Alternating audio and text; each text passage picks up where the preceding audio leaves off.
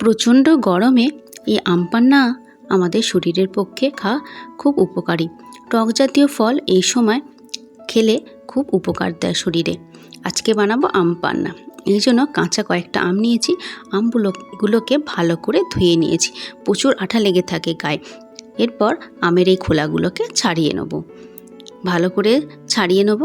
ছাড়ানো হয়ে গেলে এবার আমগুলোকে ছোট ছোট টুকরো করব।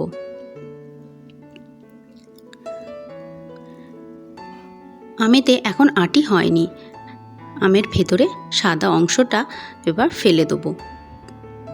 ফেলে দিয়ে আমটাকে ছোট ছোট পিস করে নেব।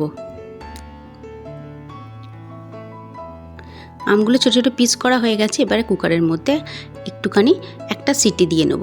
আমি একটু তাড়াতাড়ি করব, তাই আমি প্রেশার কুকারে দিচ্ছি। আপনারা চাইলে অন্য কোনো জায়গায় সেদ্ধ করবেন। আমার সেদ্ধ করা হয়ে গেছে। একটু ঠান্ডা করে নিয়ে এবার এটাকে ছেঁকে নেব।